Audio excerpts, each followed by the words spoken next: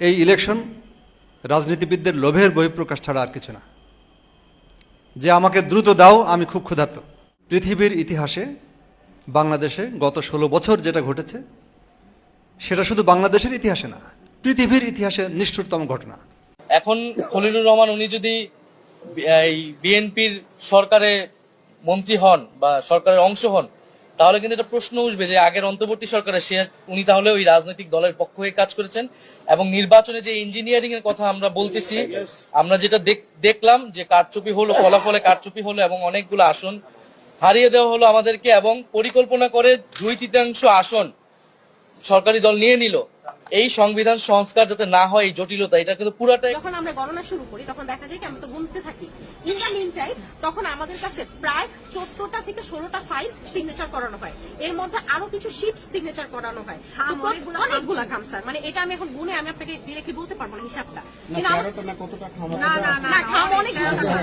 এখন যেটা হয়েছে ওই মোমেন্টে ওনারা আমাদেরকে, এটা আমি কিন্তু শুরুতে ডিফেন্ড করে ফেলছিলাম, এটা উনি জানি, কিন্তু উনি আমাকে শুরুতেই বলছে আপনার রেজাল্ট নিয়ে তারপর রেজাল্ট শিটে সাইন করবেন।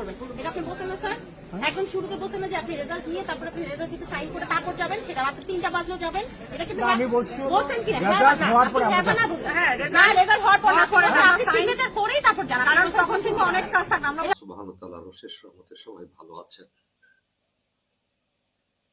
কিন্তু দুঃখজনক হলো এর সত্য, 12 তারিখে যে ইলেকশনটা হলো, উপরে উপরে দেখতে গেলে সবাই মনে করবে যে খুব ভালো ইলেকশন হয়েছে। ভিজিটররা আসবেন, বিভিন্ন নির্বাচন অবজারভেটরি কমিটি আসবেন, দেখবেন লাইন ধরে লোক দাঁড়িয়ে আছে, ভোট দিচ্ছে, সুচারুভাবে ভোট সম্পন্ন হচ্ছে। ঠিক এরকম আসলে কি তাই হয়েছিল? না, হয়নি। এখন তো অনেক কিছু বের হয়ে আসছে। বিএনপির সাথে আওয়ামী লীগ মিলে একাকার হয়ে গেছে, পাশে প্রতিবেশী রাষ্ট্র ভারত। এই 3 শক্তি মিলে এবার নির্বাচনটা ঠিক তাদের পছন্দ মতো যেভাবে করার সেভাবে করেছে। এই কাজটা করেছেন বিএনপি পন্থী আমলারা, যে আমলারা গভীর জলের মাছ। তারা দেখিয়েছে সারা বিশ্বকে যে খুব সুন্দর ইলেকশন হয়েছে, কিন্তু এর ভিতরের খবর কি কেউ অনুসন্ধান করে দেখেছেন? না, করেননি। আমার এলাকার কথাই বলি না কেন, আমার এলাকায় 50% পুলিং স্টেশনে, অর্থাৎ যেখানে পুলিং এজেন্ট থাকার কথা, সেই পুলিং এজেন্টদেরকে প্রবেশ করতেই দেওয়া হয়নি, বাড়ি থেকেই বেরোতে দেয়নি। আগের রাত্রে কিংবা আগে থেকেই তাদেরকে, তাদের পরিবারকে নানাভাবে ভয় ভীতি দেখিয়ে আতঙ্ক সৃষ্টি করেছে। বলেছে এখন যদি যাস পা ভেঙে দিব, 12 তারিখের পর বাড়ি জ্বালিয়ে দিব। এই সকল হুমকির সামনে আমাদের গ্রাম দেশের মানুষ অসহায় হয়ে পড়েছিল। তারা সত্যিকার অর্থেই কেন্দ্রে যায়নি, পুলিং এজেন্ট তো হওয়া দূরের কথা, ভোট দিতেও যায়নি। ঘরে ঘরে গিয়ে আমার সমর্থকদেরকে আতঙ্ক সৃষ্টি করেছে, ভোট যাতে না দিতে আসে। নারীদের করেছে, পুরুষদের করেছে, সন্তানদের সামনে বাবা মাকে অপমানিত করেছে, অনেককেই রাস্তাঘাটে মারধর করেছে, হাত ভেঙে দিয়েছে, পা ভেঙে দিয়েছে। এটা তো সব ঘটনা, এগুলো আমরা অভিযোগ করেছি, কিন্তু কোনো কাজ হয়নি।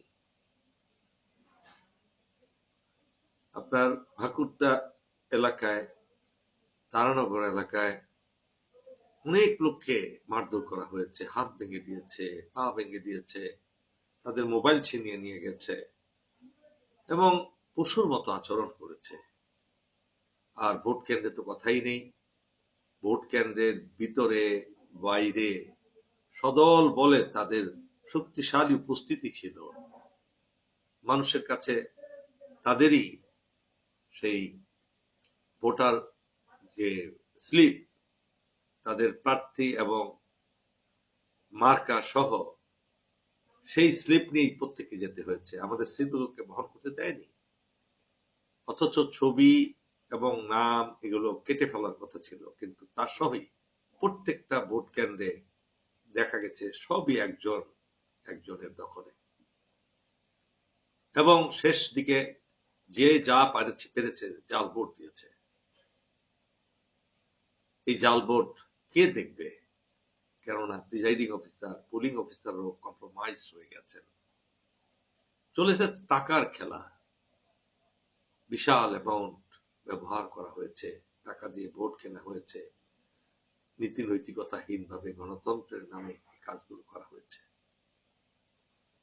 প্রিয় এলাকাবাসী, আসলে পেশি শক্তি এবং অবৈধ অর্থের কাছে প্রত্যেকটা মানুষই মাথা নত করে ফেলছে।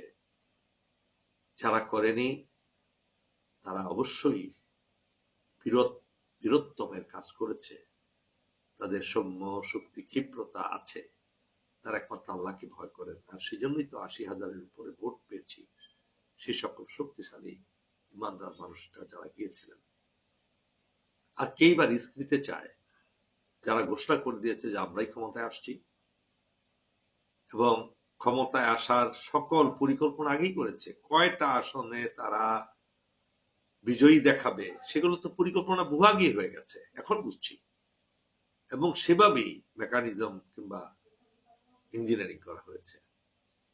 যাই হোক, সর্বশক্তিমান আল্লাহ অবজার্ভ করছেন, দুর্বলের একমাত্র অভিভাবক তো আল্লাহ তাআলাই। ভয় পাবেন না, আপনারা ভবিষ্যতের জন্য প্রস্তুতি নিন। আপনারা যখন ভয় পাবেন হেরে গেলেন। যদি সাহস নিয়ে গিয়ে যান, কেউ কিছু করতে পারবে না যদি না আল্লাহ আপনার ক্ষতি করেন। কথা আছে না কবিতায়, ভয়ে কাঁপে কাপুরুষ, লড়ে যায় বীর। অন্যায় অবিচারের কাছে মাথা নত করার কোন প্রশ্নই আসে না।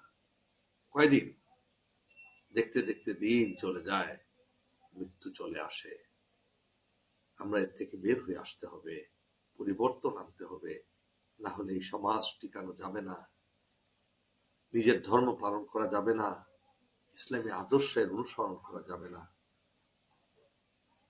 এখনো নির্বাচনের ৩-৪ দিন পরেও আমার সমর্থকদের উপর, যারা আমাকে সমর্থন করেছে তাদের উপর আক্রমণ করা হচ্ছে। আজকেও তেঁতুল জড়াচ্ছে, বেশ কয়েকজনকে আহত করা হয়েছে। প্লিজ, জিতেছেন এই খুশিতে চুপ থাকেন না কেন? এই শক্তি দেখিয়ে লাভ কি? প্রভুত্ব করে লাভ কি? দেখেন নাই হাসিনা তার দলবল কিভাবে দেশ ছেড়ে পালিয়েছে? আপনাদের তো সেটাও থাকবে না, তাদের একটা আশ্রয় ছিল।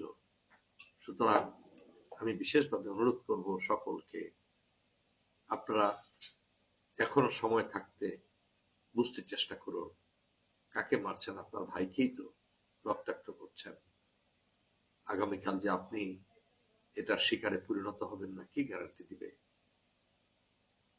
মহান আল্লাহ আমাদেরকে হেদায়েত দান করুন, সমাজটাকে একটি শান্তির সমাজ গড়ে তুলুন, তৌফিক দান করুন। আল্লাহ হাফেজ। বাংলাদেশ জিন্দাবাদ, বাংলাদেশ জামাত ইসলাম। ঋণ খেলাপি আছেন, কোনো সমস্যা নেই। ব্যাংকের টাকা লোপাট করেছেন, দেউলিয়া করেছেন ব্যাংকে, তাতেও কোনো অসুবিধা নেই। শুধুমাত্র 50 কোটি টাকা লিডারের পকেট পর্যন্ত যদি পৌঁছাতে পারেন, তাহলে আগামীতে আপনিও এমপি হতে পারেন। কোনো বিষয় না, শুধু দল থেকে নমিনেশন পেলেই হলো। আপনি কি চোর, আপনি কি ডাকাত, আপনি কি মার্ডারার, ওইটার কোনো প্রশ্ন আসবে না। আমাদের বাংলাদেশের মানুষ এতই দলকানা যে দল থেকে যদি একটা চোর, বাটপার, বদমাস, গুন্ডা যাকেই দাঁড় করান তাকেই হয়ে যাবে। শুধু তাই না, একটা কলা গাছ দাঁড় করান, দল থেকে শুধু একটা কলা গাছকে দাঁড় করান, সেই কিন্তু হয়ে যাবে। কোনো বিষয় না, শুধু দুহাতে টাকা কামান। কিভাবে টাকা কামান ওইটা জানার বিষয় না, শুধু টাকা কামান আর নেতার পকেটে যদি ঢুকাই দিতে পারেন, আপনি দল থেকে নমিনেশন পাবেন। ত্যাগী নেতা কর্মীর কথা বলছেন, 2টা পয়সারও লাভ নেই, খুনোখুনি মারামারি করে ওই পর্যন্ত শেষ। ত্যাগী শুধু মাঠেই ত্যাগী, যার টাকা আছে সেই আগামীর এমপি হবে। তাই এমপি হওয়ার জন্য এত দুশ্চিন্তা করার কিচ্ছু নাই। দুহাতে টাকা কামান, যে কোনো ভাবে কামান, নেতার পকেটে দিন এবং নমিনেশন নিন। আবারও বলছি, আমাদের দেশের মানুষ খুবই দলকানা, কাকে দাঁড় করিয়েছে এটা জানার বিষয় না। একটা কলা গাছ হলেই হয়েছে, শুধু দল থেকে দাঁড়াতে হবে, আর কিচ্ছুর প্রয়োজন নাই। সে তার গোত্র জাত বর্ণ কি, সে মানুষ কিনা আদৌ, তাতেও কোনো সমস্যা নেই। এজন্যই অতি ভালো মানুষের এই দেশে কোনো ঠাঁই নেই। তাই আপনিও ওই রকম লেভেলে যেতে হবে যদি এই দেশে বাস করতে চান। কারণ এই দেশটা কাকে কি দেবে, দেশটা আসলে শেষ হয়ে গিয়েছে। তাই দলকানা মানুষরা টেনে জাহান্নাম পর্যন্ত যতদিন পর্যন্ত আমাদের না নিয়ে যাবে ততদিন পর্যন্ত তাদের স্লোগান চলবে। আর জনগণের কথা বলছেন, মাত্র 200 টাকা, একটা মুরগির দামও না কিন্তু, মুরগির চেয়েও সস্তা। কোথাও কোথাও তো এক কাপ চায়ের কাছেও চলে যাচ্ছে আপনার এই নীতি নৈতিকতা। তাই দেশের বাইরে যারা আছেন, যথেষ্ট ভালো আছেন, এই দেশে আসবেন, রাজনীতি করবেন, 2 পয়সারও ফায়দা হবে না। শুধু কষ্ট করে টাকা ইনকাম করে নেতার পকেট পর্যন্ত নিয়ে যান, আপনি আগামীর এমপি, কোনো সমস্যা নেই। সামাজিক, মানবিক, ধার্মিক যে সমস্ত কাজ, মানবতা বা ধর্ম, এটা তো অনেক পরের ব্যাপার, এগুলো রাজনীতির সাথে সম্পৃক্ত নয়। রাজনীতি হচ্ছে শুধুই মাত্র অর্থ, মোহ এবং দলান্ধতার এক নতুন পরিচয়ের এক জন্মান্ধ এক দাম্ভিক বিষয়। শুধুমাত্র অর্থ থাকলেই এখানে সব কিছু সম্ভব। তারপরও এগিয়ে যাচ্ছে, এগিয়ে যাবে, এই এগিয়ে যাওয়ার স্রোতে ভালো মানুষগুলো হারিয়ে যাবে। ধন্যবাদ।